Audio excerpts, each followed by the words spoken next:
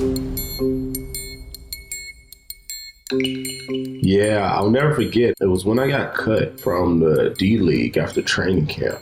And I remember just going out into the parking lot and I was like, why God? I'll never forget that. I sat in that parking lot and I was like, why God? Because I felt like I got so close. At that time, the NBA Development League was pretty popular and they were a good feeder to at least getting a look for the NBA. And so when I got cut from that, and I thought I had a really good chance. And after that settled in, and then I said, okay, now it's time to pick yourself up. You had your moment to be down about this a little bit. You're human. But then it didn't take me long to start trying to refocus my thinking and say, okay, what do I want to do? What's up, Unfound Nation? Dan Kihanya here. Thanks so much for checking out another episode of Founders Unfound. That was James Chapman, founder and CEO of Plain Sight, a company making networking a whole lot easier by helping you make the right connections at events and workplaces, and even online from anywhere. James started as an aspiring NBA player from Chattanooga, Tennessee. He made it all the way to the NBA's D League. That's where the dream ended, and the next season began. James started loading boxes for FedEx. His hustle led him to new opportunities and eventually starting 2 different businesses. All along the way, sharing his amazing hustle inspiration on Twitter, later turning the collection into a book, aptly named #The Hustle. But it was a chance to work with legendary Detroit businessman Dan Gilbert that led to his third startup journey, Plain Sight.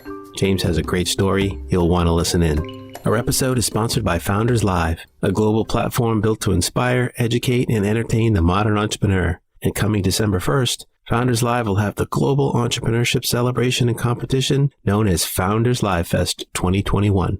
This is a culmination of all their regional events, featuring the most amazing startup presentations literally in the world.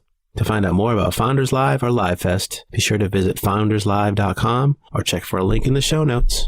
Before we continue, please make sure to like and subscribe to the podcast. We're available anywhere you get your podcasts, even YouTube. And if you like what you hear, drop us a review on Apple or at podchaser.com. Now, on with the episode. Stay safe and hope you enjoy.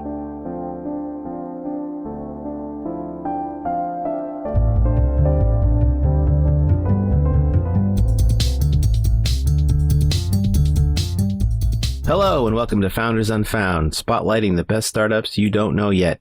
We bring you stories of exceptional founders from underrepresented and underestimated backgrounds. This is the latest episode in our continuing series on founders of African descent. I'm your host, Dan Kihanya. Let's get on it. Today we have James Chapman, founder and CEO of Plain Sight, a company that helps you make the right connections at events and workspaces, or connect online from anywhere.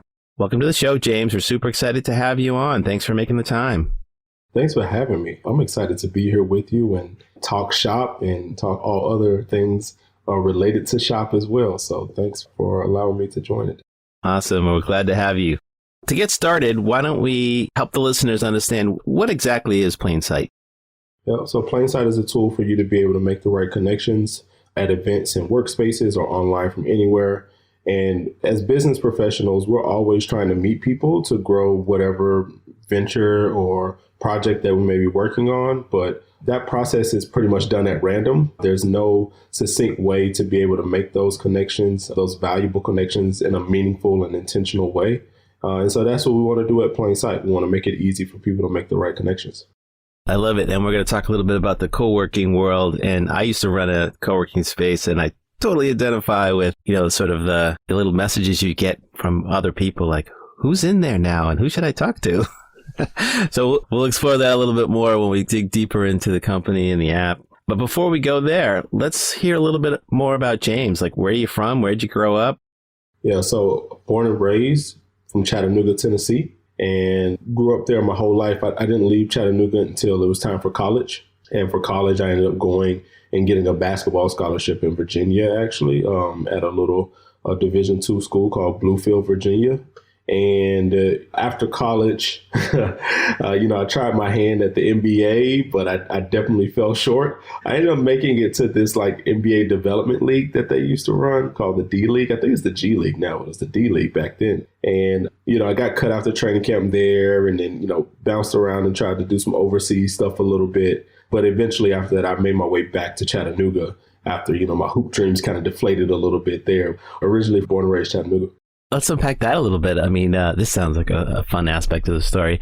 So you grow up in Chattanooga. Were you studious? Were you an athlete? Sounds like you definitely reached some high levels of being an athlete. But like, how would you define yourself as a young person growing up if you had to kind of navigate who you were? I would say just the traditional student athlete. You know, I was very passionate about basketball. I wasn't as passionate about school, but I did well in school. You know, I knew it was necessary. And so I paid attention and I focused and I got the grades that I needed to get, or else my mom would have snatched basketball away from me. So I definitely didn't want that to happen. And so, you know, the internet was just kind of coming around, you know, around that time. And so, man, it started to become easier and easier to find the answers that you needed for school. So, you know, I'm sure kids these days, I don't even know how they even, you know, keep from just falling asleep in class, because you just Google all the answers if you needed to. But that's another talk. But yeah, I was just a, you know, traditional student athlete. And did you have dreams of the NBA when you were in high school? I did. I always wanted to go to the NBA. I always wanted to play at the highest level. I'm just a very competitive kid, and still am a very competitive man now, but I wanted to play at the highest level. I wanted to go to the NBA. It didn't matter how tall I was or that nobody from the city had been to the NBA or anything like that. Just super determined to try to, you know, get there, or at least, you know, try my hand at it. But I definitely wanted to play there. Did you find people were like friends, teachers, coaches, family, were they supportive? Like, James, you definitely can make it? Or were they like, you know, James, maybe you should have a couple of backup plans? Or like, what kind of feedback were you getting from folks? I think it was more backup plans than anything. I think people who were really close to me told me, you know, you can do anything that you want to do. And even my teachers, I think that they all acknowledged that I was very good. So, you know, there was no surprise there that I was one of the best, if not the best on our team. But, you know, it's just so hard to get to the NBA, man. It really doesn't even matter if you're the best person on your team. That's everybody in the NBA was the best person on their team, right? So like you gotta really be special, and you have to really have a different level of basketball IQ and things of that nature to be able to play and make millions doing so. So I would say more than not, people were like, yeah, go to school. Yeah. So I think a lot of people encouraged me to get a basketball scholarship, which is great. You know, I think a lot of people really saw that as the next tangible step for me, but NBA, not so much. Yeah, I mean, it's so hard to think about that with people because who knows, right? Like you said, some of it is luck, serendipity, you know, determination is kind of just a given, right? Talent and determination are a given. So you come out of college and you were shooting for the NBA and kind of, you know, had that sort of like proximity to the summit, but not quite there.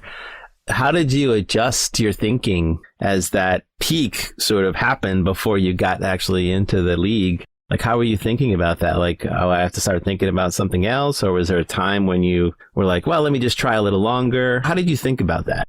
I think, you know, because I played at a small school in college, I was like, all right, this is going to be a long shot, right? And so I really started to put myself in the mindset of, well, I'll work my way up. I'll play overseas. I'll maybe try out some of these development leagues. I'll maybe try out some of these camps. And maybe I'll get lucky. I'll get, you know, sought out by the right person. I'll be able to meet the right trainers. I'll be able to, you know, do some of the necessary things I need to be able to at least give myself a chance to make a team. You know, I just wanted to make a team or make it to summer league or something like that. And so as it started to become more and more real that making it to the NBA was going to be a bit of a long shot, I think I'd always planned in my mind of, all right, you got to figure out what you're going to do if this doesn't work, right? If you don't go to the NBA because it's a long shot, what are the things that you're going to do? Like, what's your backup plan? What are the things that you're really interested in and passionate about and you can see yourself doing just from a profession standpoint? So, you know, I was always pretty realistic about the situation, especially by the time I was in college. Was there a moment when you basically said, that's behind me and I need to go do something else? Yeah, I'll never forget. It was when I got cut from the D League after training camp. And I remember just going out into the parking lot and I was like, why, God? I'll never forget that. I sat in that parking lot and I was like, why, God?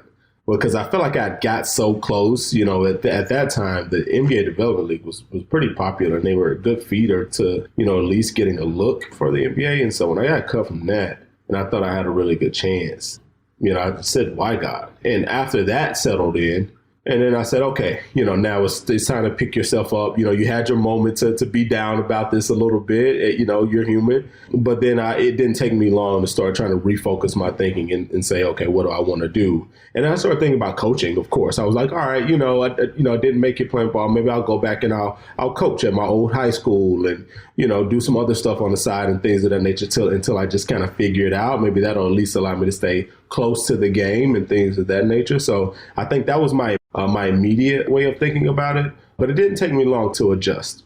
Wow. Yeah, I can imagine that feeling is just so overwhelming, especially like you said, you're on this, like, I'm just persevering and I'm so close. It's got to be tough. So you make that call, you're on to the next thing. Like, what happens next? Where do you go? Like, how do you think about what you do next? Yeah, so I was in Texas at the time because I was working out with the Texas Legends. And so I moved back to Chattanooga. I was like, well, let me get back to a familiar place, safe space where I've got friends and family and connections where I can figure some stuff out. And I went back home and I started I was unloading boxes at FedEx at 2 a.m., 3 a.m., right? Something crazy like that, like something that I knew I wasn't going to be able to sustain, and it's not something I necessarily wanted to do, but it was a way to get money in my pocket. And it was an opportunity that at least buy me some time, right? And so that's what I did at first. I moved back home and I started working at FedEx. And it started doing some odds and end jobs, like refereeing little summer camps and all of that type of stuff. And then I think I ended up joining a workforce development program, like kind of helping you prepare for different job opportunities and that sort of thing. And so that was my next step. That takes a lot of humility, really, and strength of resolve, to go from, you could be going into the NBA, which is, even for all the great aspects of it, of being a professional at something you probably loved. I mean, it comes with a lot of perks, right? And so I'm sure that's part of the dream is, living that lifestyle and whatnot, and to have to shift gears and be like, okay, I need to reset. And that basically means I got to sling some boxes for a while I think about what I do next. That's a pretty amazing transition. Yeah, I mean, it wasn't an easy one for sure. And you're right. It was a very humbling moment for me. But I think I've had a number of humbling moments over the years that allows me to have perspective whenever I do obtain success, right? Because I just realize all the things that it has taken me and all of the setbacks that I've had along the way and all of the times that things didn't really pan out and go my way. And so I think it gives me that perspective that nothing's guaranteed, nothing's promised, nothing's owed. So you should really value every opportunity and don't boast about it or brag about opportunities, but just take them for what they are in that moment and try to make the most out of them. And so, that was my mentality then. And I think that's still my mentality now. And it helped me to not look at the situation that I didn't want to necessarily be in with unloading boxes at FedEx and just get so down and get lost in that, to just saying, you know what, there can be something more. You don't know exactly what that is yet, but you'll figure it out. Very impressive, very mature wisdom for somebody in that situation. I don't know that I would have been so gracious about it myself. But so after that, you obviously sought other horizons. What happens after FedEx? Yeah, and I think the other thing that I'll add to that too is I just have this extreme confidence and belief in myself too, that I'll always figure it out, that down doesn't mean out for me, and that there's always going to be a time and space for me to be able to get to wherever else that I really want to be in life, even if I'm not there right now. And so I think that I showed up to FedEx every day with that mentality, knowing that this wasn't going to be forever. This was just something that was temporary because it's not for me. And actually, I started taking the workforce development program that I joined pretty serious. And so I was always asking if they needed extra help, after hours or with the additional duties or additional assignments and things of that nature. And what ended up happening is that they liked my mentality and my hustle so much that they hired me on to be a program manager of the program that I was actually in. They were like, this guy is always asking to do different stuff. He knows the program, like the back of his hand now, right? And maybe he can actually help some other people that's been coming through this program too. And so they offered me a gig. Came completely out of left field, didn't know that was going to happen. But, it was actually a great opportunity for me that started to get things in the right direction. I'm hearing a lot of entrepreneurial attributes, this confidence in yourself, this willingness to look and see what else needs to be done and can I help do it. As entrepreneurs, we learn that those are sort of part of the daily experience when you're a founder. So nature versus nurture, whether that was your athletic experience that like trained you in that way or your inherent nature, that definitely came out. That's really cool. And that's a great story about people showing up and how that makes a difference, right? People recognize when you show up in a committed way. That's right. And again, I was doing something that I didn't necessarily want to do or plan on doing, but just wanted to make the most out of it. And if I'm going to do this and I'm going to be here, then I want to be the best. I want to be the best at whatever it is that I'm giving my time to. This is my time. And so we don't get time back. Once it's gone, it is gone.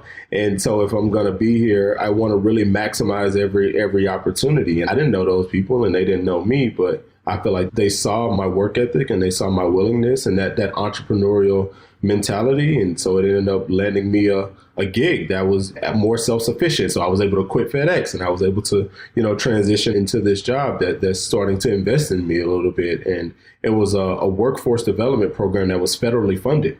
And so now I'm actually a federal employee, and so that ended up being able to, I think, lead to other opportunities that were more entrepreneurial. So I'm thankful for it. That's awesome. And what a great story. As you kind of said, we appreciate and recognize the peaks more when we go through the valleys. And so I think you definitely have a great sense of what it takes to move forward and to persevere. Well, we're going to take a short break and we'll be right back with James Chapman, founder and CEO of Plain Sight. Hi, this is Nick Hughes from Founders Live, a growing global community of entrepreneurial inspiration, education, and entertainment. The Founders Live movement includes unforgettable live-streamed happy hour pitch competitions held in over 50 cities worldwide. And the monthly events are coupled with a growing online platform where articles, videos, expert talks, technologies, and tools together help create world-class entrepreneurs. Our vision is to raise the tide for all startup regions, but specifically second and third tier markets around the world to ultimately power the pulse of early stage entrepreneurship and creativity. We'd love for you to be a part of the movement. Check it out and join for free at founderslive.com. All right, we're back with James from Plain Sight. So James, tell us a little bit more about, we kind of alluded to the co-working world. How did you end up with the co-working space? It was in Chattanooga, I believe, right? Yeah, Chattanooga. So when I was working in that workforce development program, I ended up climbing the ladder pretty quickly there and then realizing that there wasn't too many more positions for me to actually go to inside that organization. And so I started to ask myself, all right, you've done this for about, I think, 4 years now. I did for about 3 or 4 years. And, I had a couple positions within those 4 years. And I think that's when I started to get the itch to start my own thing and get out. I feel like sports and business and entrepreneurship are very related. And if I wasn't going to play basketball, I said, well, I should try my hand at business, right? Because I'd always toyed around with entrepreneurship a little bit at younger. And even in college, I would, sell stuff here and there just to be able to make ends meet and take girls to the movies and stuff like that. And so, I think that what was next for me was saying, all right, what do you want to start? Let's be your own boss here. Let's start something. What ideas do you have? And before I got into the co-working space, I actually started an oil change company, a mobile oil change business where we were subcontracting with mobile mechanics to go on site to do people's oil changes. And I'm not a mechanic. I don't have any kind of auto background or anything like that. It was just a random idea that I had, and I felt like it was something I would use. And, I was always going over my oil changes. So I was like, all right, I'm going to try to get this funded and start, and I'm going to quit the workforce gig and try my hand at this. And how did that go? Not well. It was okay. It started off pretty bad, let me be honest, right? Going to individuals to do their oil changes, there's just so many different operational barriers that you have to overcome, right? With parking lots and parking garages and all of this type of stuff, you don't even really think about it until you get into it. And what we then pivoted to start doing was actually serving fleets. which that worked, right? So we would go out to like a company that had just a fleet of trucks and cars and things of that nature, and they're driving those vehicles one by one to get the oil changes on them. And so we would go and show up and just do the entire fleet in one swoop, so they keep their cars on the road longer, right? And so that was good, and that started to do well. But I wasn't as passionate about it, and how I ended up getting into co-working. Once the business got funded and it actually did start to have some success, a number of people would reach out to me and say, hey, how did you get your business plan put together? How did you get this done? How did you get that done? And they were all coming to me usually after hours because they worked a 9 to 5, you know? And so I opened up this workspace almost to have it be like my little mini office hours, to just meet with people and have conversations with them and give them some game. And lo and behold, a lot of people started coming because, you know, coffee shops closed at 6. People wanted and needed a dedicated space to work and be around that energy, and it was free. So, you know, people would just show up to the workspace and work. And now I look up and now I'm running a co-working space, you know, just out of the blue. I didn't even plan on it. I just kind of fell into it, but I was definitely more passionate about that than the oil change business. And that's why the oil change business was really short-lived, because I started to lose passion for it and started to have more passion for this other thing that I just randomly fell into. That's a great story. And I sense that there's definitely a common theme here of your ability to recognize the opportunities. And, you know, some people start with the product or the technology or the idea, right? And then they sort of hunt around who's the right customer and what's the right segment and all that. And you kind of taken this approach of, and I sense this with Plain Sight too, like, oh, people are introducing me to this need or this insight about the market. Interesting, right? And you allow it to sort of organically, you know, sort of build a wave. And then at some point you're like, oh, okay, this is a business. Exactly. I think that has been my approach, and you nailed it from just like a philosophy standpoint. I think I start to fall in love with problems. If you tell me you have a problem, I start thinking about how I can solve it. And then once I figure out that I potentially could solve it or have a solution, then I'm immediately going to think, well, is this something I can monetize? And also, do I care enough about this problem that I would like to continue to try to solve this problem every day? And so it really has to be both, right? It's identifying a problem. Then it's asking yourself, do you feel like you're the right person to provide the solution? And if both are yes, then the last question you should be asking yourself is, do you want to solve this problem every day? And if so, then take your shot at it. That's been my approach. I love it. So you start this co-working space, and at some point you go from Chattanooga to Detroit, and Quicken's involved somewhere in there, and there's Plain Sight. So tell us how those dots are connected. So I actually started to get on the radar of some people who were running entrepreneurial ecosystems in different cities, right? Because I was doing some speaking and talking about workaholics. Workaholics was the space, and talking about just some of the insight that I had on community building and helping entrepreneurs, because now I'm an entrepreneur helping other entrepreneurs, right? And that becomes pretty attractive to other people who are stakeholders in these different entrepreneurial ecosystems when they're looking at best practices and things that they can maybe do to help their budding entrepreneurial community. And so what ended up happening is I got on the radar for some folks up in Detroit who was the Rock family of companies, Quicken Loans, etc. They were really wanting to focus on reshaping and rebuilding the way that they serve entrepreneurs in the city of Detroit. And so a mentor of mine and a colleague of mine from Chattanooga was working within the organization already. And so when the opportunity came about, they said, man, I know this guy in Chattanooga. He's an entrepreneur that's helping other entrepreneurs. He may be the right fit. I don't know if he's open to this opportunity, but maybe we should at least approach him about it. And so when they did, I saw it as an opportunity that I could, one, learn a lot, right? So whenever you go up to a place like Detroit and work for somebody like Dan Gilbert, who has just a number of accolades, and he owns a basketball team, and I aspire to own a basketball team one day, and all of these other things, just a self-made entrepreneur. I started to get really inspired by that and thinking to myself, well, I could take this to the next level now, right? Like all of these things that I've been doing with the workspace and other stuff is great, but I feel like there's something bigger here that's tugging at me. And so I actually got pulled away from the workspace, not because I didn't like it or I didn't want to keep doing it. I actually really loved doing it, but I just felt like it was going from the D League to the NBA, right? If we're going to talk about comparisons, right? And so I was like, all right, yeah, I want to go to the next level. I want to keep climbing this mountain. So I'm going to move to Detroit. And I ended up going there and started a $1.2 million pitch competition called Detroit Demo Day. That happens every year. That's a pretty big jump, though. I mean, I lived in Detroit for a while. I haven't really lived in Tennessee or Chattanooga, but I imagine that's not like moving next door. No, not at all. I mean, the dynamics are completely different if you're just, from a city's perspective. Detroit has a lot of culture and a lot of history and a lot of success in one of the greatest American cities, right, over the years. And Chattanooga is smaller. It's a mid-sized town. All of my family's there, so I know everybody. And so I'm going into a completely different situation for sure from just an everyday living and lifestyle perspective. But I just saw the opportunity is so great that I couldn't pass it up. And I feel like if I didn't take the opportunity, I would have had regrets. And so I didn't want to have any regrets. I wanted to see and explore.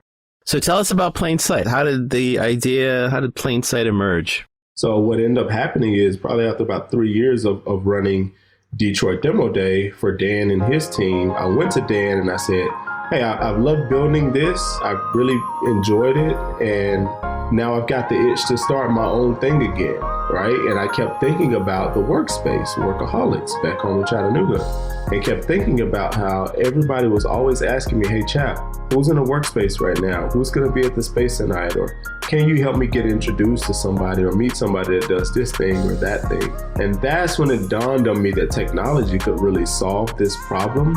And because I had been working with Dan, who has a number of startups in his portfolio, I've been kind of watching and learning and studying and getting a good understanding of tech, because I don't have a technology background whatsoever. And I had never started a technology business before. And so it was because I moved to Detroit that I started to learn more and get fascinated about technology, but also identified this problem that I was experiencing as a community builder with my own community of trying to help them get connected and make better connections so that they could evolve and go to the next level. And so I really wanted to solve that problem at scale. And so when I went to Dan and I told him that I was going to be leaving to start my own thing, he said, well, you've done a great job here, so I appreciate that. No harm done. But what are you building? And so the way I pitched it to him, I said, all right, an angel investor and a startup founder walk into a coffee shop. And Dan says, all right, this sounds like a joke already. Okay, cool. And I'm like, hear me out. And he's like, I said, they stay the same amount of time. They leave at the same time. They compliment on each other's glasses on the way out the door. And they never have a meaningful conversation because they're unaware that they are actually a potential valuable connection for one another. And he said, well, I bet you that happens all the time. But I haven't heard an idea that I like in a really long time. But I really like this idea in particular. And so that's how I kind of got going. It was some other people who were also interested in putting their money up to bet on this idea with me. And then Dan decided to do the same thing. And that's how Plain Sight became, right? We launched it in October of 2019 to improve the way people make connections in person at events and at workspaces and things of that nature. And I give you that timing because we launched this 5 months before the start of a global pandemic. And so, but I'll pause right there and let you react to that. Yeah, we've had those conversations quite a bit on the podcast. The world changed pretty dramatically for every startup. For some, it was a little bit more of a benefit, if you can think about it that way, in terms of the market, I suppose. But for most, it was some hard realities around the market and consumers and just physically being able to bring your team together or customers. Let's walk through maybe like a customer journey. Like, how does it actually work? How would you, maybe use your example of the angel investor and the founder? So they're on the app, they find this event that's on the app, right? Maybe they have already been invited to the event, so they registered through Plain Sight or through another platform, or maybe they just found it on the app that it was coming up and they say, okay, I want to go to this thing. So once they say that they're going to go, they'll also be able to see other people that are going to this particular event as well, so they can get a good sense of, is this the type of place that I want to be at? And then once they get there and they check in, we ask them in their profile who you're looking to meet, what are your skills, what are your interests, what are your professions, and we use that information to match you with other people that are also at that space as well as at other spaces in the area. So once you create a profile, you can check in or not and just put your phone down. In plain sight is going to do the curation and the matchmaking for you, making it easy for you to make the right connections. And so that's how it works. And then with the spaces, the event organizers and these community builders, they love it because they now have an additional tool in their tool belt to enhance the experience for their attendees or for their guests and visitors. And then we also send them curated data. So letting them know, hey, 20% of the people who came to your event are looking for a mentor or looking for a job or whatever the case may be, so that they can start to tailor their offerings to their community on an ongoing basis. So from a functionality standpoint, that's how it works. That's great. And I know one of the interesting aspects I think was really insightful is this idea almost creating the anonymous layer, or the profile is the thing that is the hero, so to speak, in the process. So it's like I'm not matching against what somebody looks like or what I may interpret around things that can create bias, but just here's what this person is doing and what they're looking for. And their capabilities. That's it. We really want people to make connections around the right things. We actually try to combat unconscious bias by removing profile pictures. We only use avatars, and we don't even have the ability to take your name. You can put your username, whatever you want that to be, but there's no real names and no profile pictures. And so we're matching people based solely around their business goals, their aspirations, and their abilities. Yeah, that was a super insightful aspect of the product. So tell us, where is the company today? I mean, so maybe let's talk about COVID first. Let's talk about what happened during COVID, because obviously this is an industry that was, transformed or decimated really overnight by COVID because of the physical presence just went away. Did your company evolve? Did it have to hibernate for a while and go dormant? Or how did your company address what happened with COVID, given that it was so material to what you do as a business? It was crazy and scary to watch, man, even as I think back about it, right? Because the pandemic hit March of 2020. In February of 2020, we secured a partnership with Delta for their Sky Lounges. So every Delta Sky Lounge in the country is listed on the app for travelers to be able to check in at these lounges and make connections while they have idle time, right? And so we're thinking in our minds, now we have paths to distribution and scale, right, with a global partner. And we've got good timing because they allow us to go to any Sky Lounge of our choosing once a month for a week straight to promote the application to the travelers. Well, we picked the Austin Sky Lounge during South by Southwest. And for anybody that's ever been to South by Southwest, they know that this is a breeding ground for plain sight, because all you have is people that are bouncing around to different random events, trying to make connections while they're in town, right? Proximity-based connections. And so we couldn't be happier, actually, once probably about February, early March came around. And then when COVID struck, man, we just watched it all be completely wiped away. Delta closed its Sky Lounges. South by Southwest canceled the event. Not just that event, but every in-person event and conference in the world was canceled. And so, as you can imagine, we kind of had to have a powwow as a team and say, what do we want to do? Before we decided to do anything, we just started asking ourselves questions like, okay, well, what opportunities do still present themselves, if any? What would it look like for us to stop and put things on pause? What would it look like for us to pack up the business? What would it look like for us to continue to go forward? And so to answer your question more specifically, what we decided to do was a few things. One, we decided that we were going to list the clean and safety precautions for physical spaces so that people could be more aware and more conscious about the places that they were going before they got there, because that was one of the things that everybody wanted to know at that particular time is, all right, what is this place doing? Are there masks there? Are they are they practicing social distancing in this space or not? That was a big thing. And then the other thing was we said, well, we have to help people connect virtually. We can't get around this virtual connection piece. Yeah, we plan on just in person, but I think that COVID did make the product stronger because it forced us to think about how can we connect other people based on still those meaningful connections in their business goals, even if they aren't in the same physical space.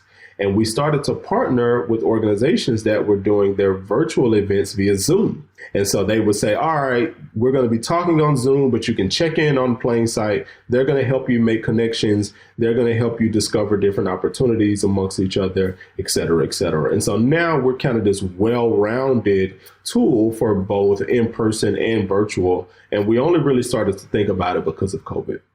It's impressive. I'm sure there were some times, though, when it felt like, oh, boy, how are we going to deal with this? And trepidation. And oh, there still are. Yeah, every day I'm always thinking, how are we going to do this? Because we're not quite on the other side of things yet. And at the end of the day, Plain Sight is still best for in person. Yeah, we have some other stuff, but those other things aren't the meat and potatoes of what Plain Sight really does, right? The meat and potatoes is I'm in person with people that are like-minded, that I'm sharing space with, that I know I want to make connections with. And Plain Sight's going to help me do that in an easier way, in a more tactical way. And we're getting there, and I have a lot of hope, but we're still trying to figure these things out every day. We're going to talk a little bit about where Plain Sight's going and what your big vision is. But we're going to take a short break, and we'll be right back with James Chapman from Plain Sight. Hi, this is Nick Hughes from Founders Live, a growing global community of entrepreneurial inspiration, education, and entertainment. The Founders Live movement includes unforgettable live-streamed happy hour pitch competitions held in over 50 cities worldwide. And the monthly events are coupled with a growing online platform where articles, videos, expert talks, technologies, and tools together help create world-class entrepreneurs. Our vision is to raise the tide for all startup regions, but specifically second and third tier markets around the world to ultimately power the pulse of early stage entrepreneurship and creativity. We'd love for you to be a part of the movement. Check it out and join for free at founderslive.com. So we're back with James from Plain Sight. So James, tell us, if you were to, let's say we get through whatever the new normal is going to be post-COVID, and like you said, sort of that core essence of in-person IRL, as the kids say, experience, it becomes more normal again. From there, like, what is success defined for you for Plain Sight? Let's say it's however long it takes, a few years or whatever, till you reach that point. Like, if I bumped into you in the street and said, yeah, James, remember you on the show? What would you tell me if you said, well, Plain Sight's success? How would you measure that? What would it look like? It would probably look like us selling the company. I don't really have any aspirations of going public or anything of that nature, or even have an idea of how many users on the platform would define as success, or how much revenue in the door would be defined as success. All of those things could fluctuate and change. I want Plain Sight to have as much impact as we possibly can have. As I mentioned earlier, I always want to go to the highest level with anything that I want to do, right? And that's what I'm going to always aim for. And so I want everybody who's interested in making a business connection or any type of professional connection that's going to better their journey, I want them on Plain Sight, wherever they are in the world. So that's what success looks like for me personally. But from a tangible standpoint, if we were to sell to a company that also has a similar focus, and we can help that company who already is making a big impact on the world be able to do that in a better way, that's success for me, and I'm fine with that. And, I'll be able to walk away and go to the next challenge of whatever it is that I'm going to be doing, because there's tons of problems that need to be solved in the world. But I think at the end of the day, if we sell the company to a bigger organization that we can help, drive and force change and allow us to have the resources that we really need to be able to do this on a global level with whomever that is, I think that would be success for me. I love it. And I love this concept of impact as a North Star, and letting some of those other things be sort of either the trailing indicators or the things that can adjust to help you aim at that. So that's great. Let's switch gears a little bit. Let's talk about being a Black founder. So you have a lot of experience in the ecosystem from different lenses. And so I wonder how you would characterize, are there unique challenges that you face as a Black founder? 1,000%. And you know what? I think it starts with awareness. I'm a very aware person, very conscious person. Let's go back to George Floyd that happened in 2020, that situation, because I think that's one that everybody recognizes, and I think it shed a lot of light on a lot of things, right? So let's take that for example. When things like that happen, where everybody in the world is forced to watch it, and then now everybody is also forced to watch the responses to it, right? We can't get distracted by being on airplanes and doing a bunch of business meetings and all of that type of stuff. We're all at home, we're all watching it, we're all seeing it, and we're all responding to it on our social networks, right? And so that's what's happening. And then you start to really get a sense that, okay, two things. One, there are some pretty crappy people in the world that legit do not like you because of something that is beyond your control, meaning the color of your skin. They don't like you. They don't care for you. They don't want you to win. They don't want you to be successful. That's a fact, right? And there's nothing you can do about it. You can't talk them out of it. You can't convince them that that way of thinking is the wrong way of thinking. And most of the times you can't even get them to admit it, right? Because admitting them makes it, that takes them down a whole other path. So now they're going to do it in a very kind of hidden and coded, encrypted kind of way. Okay. Now, the other thing that I also will admit is that it started to show that there's a lot of people who are allies, who are people that also recognize that, hey, this is some pretty jacked up stuff. And I don't know as necessarily what to do about it, but I at least want to try to help pour resources into whoever are the people that's trying to make change for it. All right. And that's all well and good. And then you also have those people, the third piece I wasn't even going to mention, the people who decide to kind of latch on to that particular group, and they're not really going to do anything, because they're kind of in the middle, but they don't want to be standing there looking, doing nothing. And so they're going to make a statement or, make a post or something like that. So that's interesting too. But you also, now it's time to go back to work. All right. The reason why I set the stage up that way is because you're watching all this and now it's time to go back and do business. And so now you're pitching to investors. And when you're trying to do business, you're sending your business proposals and things of that nature. In the back of your mind, you're thinking, which of the three are you?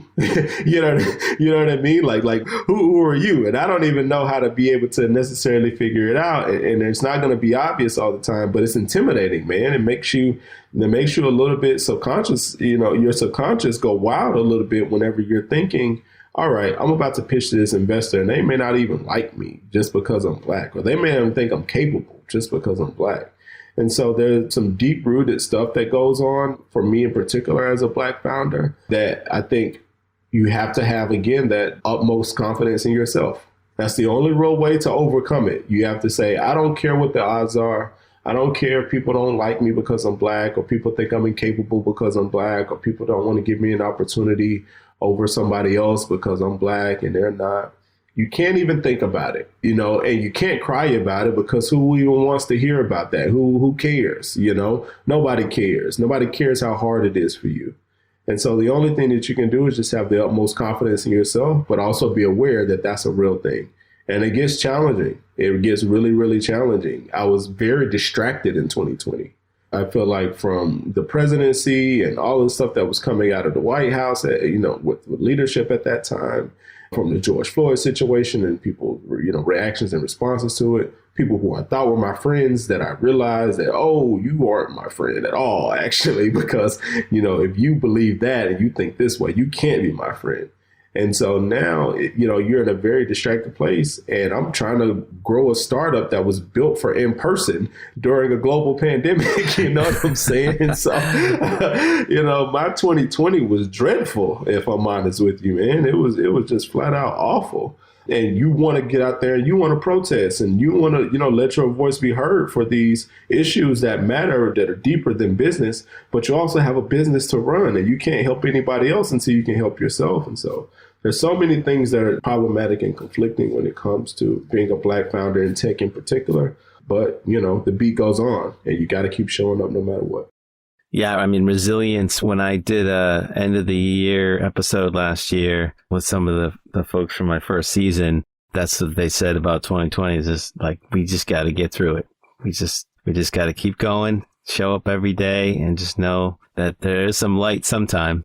I'm curious about, you mentioned allies. Are there, specifically as a founder, have you found, or as a Black founder, have you found organizations or mentors or events and experiences that have been uplifting for you as a Black founder? I would say people more than organizations, because you can find an organization that some people in leadership are allies and some people aren't, but, they have their own internal things or whatever. But I for sure have been able to attach myself to some people who really care, that are within some organizations that have influence and that are encouraging and things of that nature. Now, we as Black founders, more than anything, we just want those groups to write a check, show me your support by, put your money where your mouth is. But I also will take and appreciate any time that they don't necessarily write a check or don't necessarily do business with you directly. They try to make introductions for you. They try to give you feedback. They try to really roll up their sleeves and help you. So that's always appreciated because they don't have to do that at all. And I think I've come across a lot of people that fit that description. Has that increased since George Floyd, or did you find it was those people were always there beforehand, or have you found more hands extended since George Floyd? I think the help has increased since George Floyd. Yeah, I think people have been more intentional about helping since George Floyd and not necessarily, all right, if somebody asks for me for help, then I'll help them. It's like, hey, do you need anything?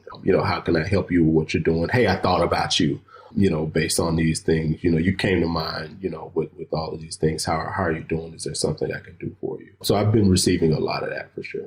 That's great. I know how powerful that can be. When somebody reaches out to you that you didn't ping them and they're like, hey, just thinking about you and wondering if I can be helped, or something occurred in the news and it made me think of you. I know for me, that's pretty uplifting to know that I resonate with people enough for them to think about me once in a while. Exactly. Because, entrepreneurship is a lonely game to begin with, man. And you're trying to chase down opportunity after opportunity. And so when somebody just throws you one or reaches out to you to at least, see they can help you get connected to one, man, it does feel good. It just, lifts the burden off your shoulders even just for a little bit momentarily. Because you got to be tough to do this, man. You got to be really, really tough to do this. And that's what people don't understand. Entrepreneurs and founders are tough, especially Black founders in technology, man. We're super tough. The modern business warrior is how the world gets changed out on the frontier. And you're right. It's lonely. It's hard. Yeah, you're constantly trying to figure out everything from how do I raise money to what color my logo should be. And, in the course of a day, you can have a setback and a celebration and another setback and another celebration. So I love telling the stories and having a venue for people to tell those stories because it's true. So this has been an awesome conversation. So the last question we always like to end with is if you could go back. So let's say you could choose whether it's pre-Plain Sight or pre-Workaholics, but pre the entrepreneurial version of yourself. So the pre-startup James, if you could go back and give that James some guidance, some advice, tell him what to look out for or what to run towards, what would you tell that James? Slow down. Just slow down. My ambition is a gift and a curse. I'll run through a wall. I'll work as long as it takes, and I'll go as fast as I can at anything. But that comes with consequences.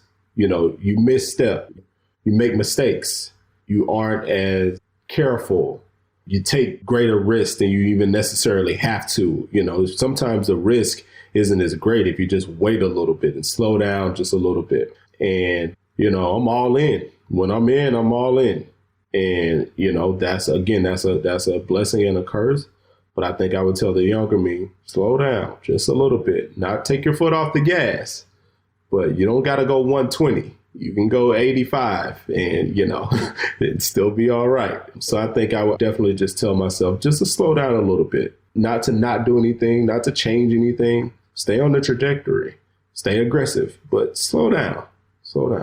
I love that. And we're in this world of just urgency and sort of like trying to speed up things.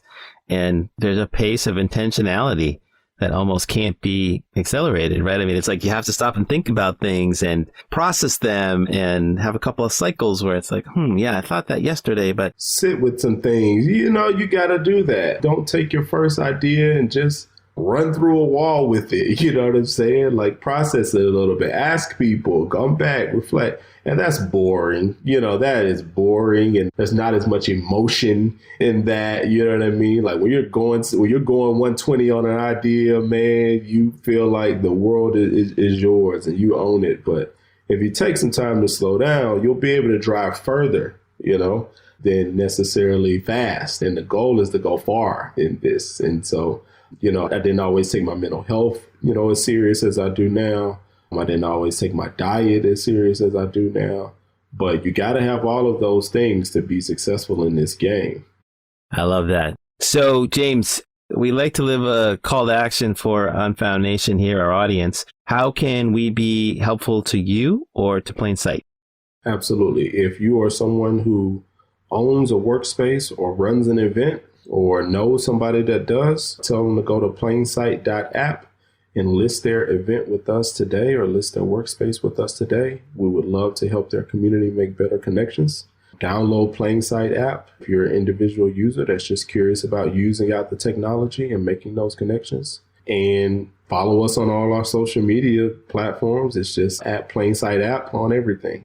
I love it. I love it. Although I have to end with asking the story of your own handle. I wrote The Hustle. Yeah. Tell me where that came from because I love it. All right. I have a book called The Hustle. So I literally did write The Hustle when I was starting my first business back when the oil change business. I used to tweet a lot. And I would tweet these motivational things while I'm up working and throughout the day to, you know, encourage myself and motivate others. And people would tell me, man, I'm writing some of your tweets down. These are pretty good. I like these. And so I was like, all right, I'm going to put these stuff into a book. So I pulled my Twitter archive from over a year.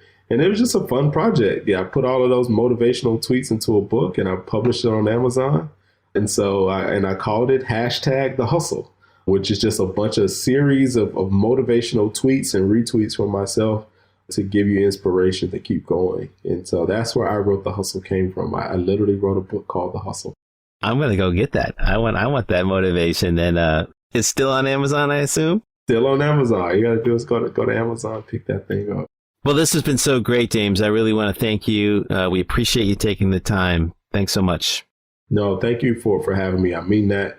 Thanks to everyone who's listening for tuning in. I appreciate you all as well. We'd like to thank our guest, James Chapman, and our sponsor, Founders Live. This podcast was produced by yours truly, Dan Quijana, with audio editing and production by We Edit Podcasts. Don't forget to subscribe wherever you listen to podcasts, or simply go to foundersunfound.com/listen to. That's listen to, and follow us on Twitter, Instagram, and LinkedIn at Founders Unfound. Thanks so much for tuning in. I am Dan Quijana, and you've been listening to Founders Unfound.